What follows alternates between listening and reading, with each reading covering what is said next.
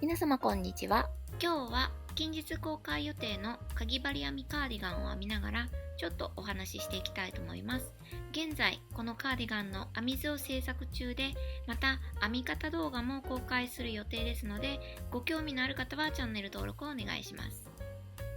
では早速、アメリカと日本の子育ての大きな違いについて。私は日本で子育てをしていないので、日本での知識というのは聞きかじったことを喋っていると思ってください。また間違いがありましたらコメント欄にて訂正をお願いします。子育ての決定的な違い2点くらいを語りたいと思います。まず1点目。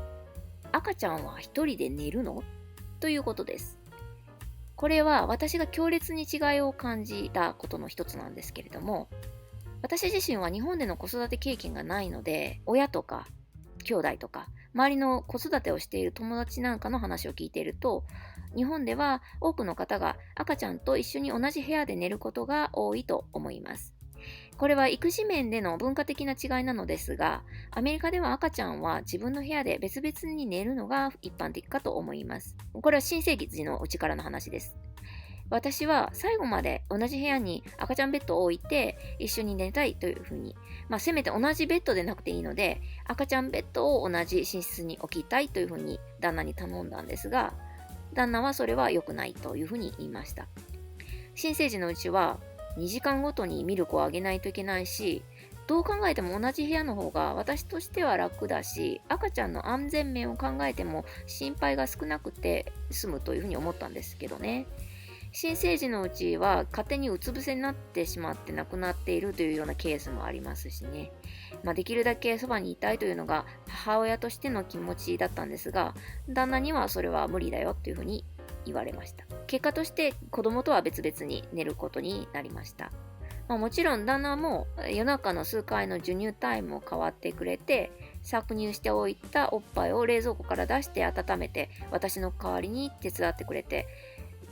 そういうわけで、彼自身が赤ちゃんと一緒に寝るのが嫌だから、面倒だからという理由で、同じ寝室で寝ることがダメだというふうに言ったわけではなかったんですよね。もうこれは単に文化的な違い、合理的な意味があったということなんです。私も後々それは子育てにおいて合理的で楽だったっていう面は大いにあるんですけども、やっぱり心情的には母親と赤ちゃんは添い寝して寝るものっていう考え方も捨てきれなかったのも否めません。そもそも何かあって息が止まったりしたらどうするんだろうとか、泣いたらすぐに抱っこしたいっていう風な思いがありました。だいたい男性は赤ちゃんが泣いても気にせずにぐーぐー寝てますけども、母親はおぎゃーのおーぐらいで目が覚めてすぐに飛んでいきたいものじゃないですか。私だけかもしれませんけど。なんで、別の部屋で寝るというのは不便にも感じましたし、また安全面でもどうなんだろうなというふうに思っていました。しかし、そこは絶対に旦那は譲りませんでした。子供は子供の部屋で寝る。これは当たり前のことで健康的なことなのだ。育児の上でも重要なことだというふうに言いました。夫婦の時間を大切にできるということもありますし、子供の方も一人で寝るのが当たり前だと認識しているので、やたらとぐずったりしないんですよね。後々面倒ではなかったというのは確かだったというふうに思っています。しかし日本では母親、子供と父親と川の字になって寝るのが普通っていう風な考えもあるし、またあるいは子供ができたことを機に母親は子供と寝て父親が別の部屋で寝ているなんていうケースも結構あるようなんですが、アメリカではあまりそれは考えられないようです。子供部屋として別に用意してあるにもかかわらず、小学校に上がっても両親と一緒に寝ている妹夫婦や友人夫婦もいます。私も結局アメリカのケースに慣れていたせいで、仲のいい友人の一人が小2の小学校2年生の娘さんを今一人で自分の部屋に寝かせる訓練してるのよっていうふうに言った時は、結構驚きましたね。でもこれは日本ではさほど珍しいことでもないんですよね。日本の住宅事情を考えると小さいうちから子供部屋を用意するという習慣もそこまでないということもあるかもしれません。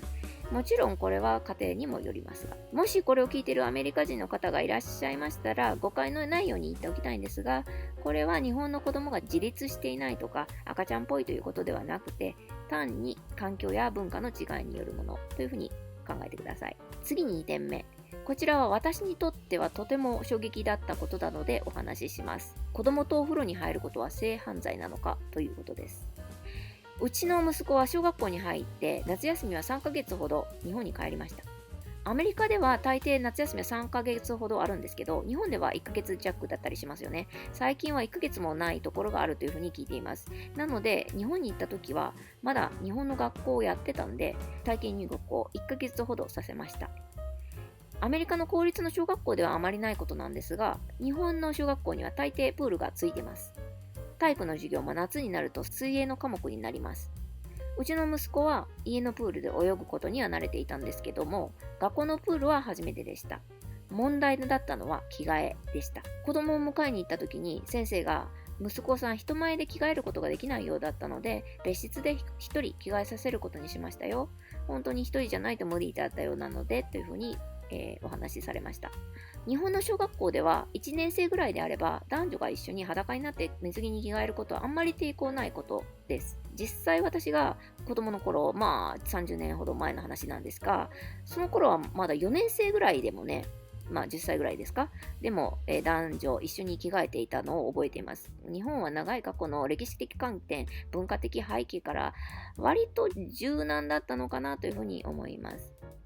今は多少欧米化されてきていて、問題視されている面もありますけどもね。人と一緒に、全裸になって着替えるということに、抵抗があったようです。同性同士でも上は脱ぐことができても、パンツを脱ぐことがどうしてもできないという感じだったみたいです。アメリカではそういう経験がなかったんですね。英語教育として来ていたイギリス人の先生がもしかしたらということで別の部屋に連れて行ってお話ししてくれて、で、水泳の授業が受けられたということでした。これは気づいてあげられなかった私が悪いんですけどね。で、アメリカでは人前で裸になることっていうのがあんまりないと思います。日本では温泉などで同性同士であれば真っ裸でうろつくことも結構普通ですよね。むしろ温泉で水着を着るのはマナー違反というふうにされています。温泉のような広いところで裸でゆったりとくつろぐのは本当に気持ちのいいことなんですが、これについてはやっぱり旦那も抵抗があるようです。温泉には一緒に行ったことがありません。これに関連してなんですが、日本では子供とお風呂に一緒に入ることは普通ですよね。5、6歳までなら異性の子供がお風呂に一緒に入ることは何もおかしいことではないと思います。5、6歳なら異性でも同性でも普通に入ることですし、実際私は10歳ぐらいまで父親とお風呂に入っていました。もうこれは家庭によって違うことだと思います。で、これは家庭の問題で、他のね、人がとやかく言うことでもないというふうに信じております。第二次成長期前くらいなら何の問題もないという気がするんですが、これはとても日本人的な考え方だというふうにアメリカに来てから知りました。これはとても日本人的な考え方なんですよね。これは家庭内での話ですよ。温泉になってくるとまた別の話で、最近では5歳から上は異性の風呂場に入っていくことが少し問題があるのではないかというふうに議論なされ始めましたが、それでも数年前までは割と何の疑問もなく男児が女性のお風呂場にいるというようなことも結構見かけられましたよね。これは古来からの温泉や銭湯といった日本の文化的歴史から来ることなので、性的な意味で捉える方がおかしいという風潮があったことにも由来するんじゃないかなというふうに私は思います。一方、これはアメリカでは、性的虐待に当てはまるそうです。冗談抜きで下手したら本当に警察のお世話になることになるかもしれません。これは男児、女児に関わらず、同性の子供とお風呂に入ることも、例えば8歳くらいのお嬢さんと一緒に、お母さんが一緒にお風呂に入るということもダメなようです。びっくりです。なんで理解できませんっていうのが私の正直な日本人としての意見なんです。親と子供なのになんでなのっていうふうに思いましたね。私は少なくとも5歳くらいまでの子供はお風呂場で溺れるケースもありますし、心配で一人でお風呂に入らせること自体が怖かったですし、心配でした。それに本当にしっかり体を自分で洗えているのかっていうのも心配でしたしね。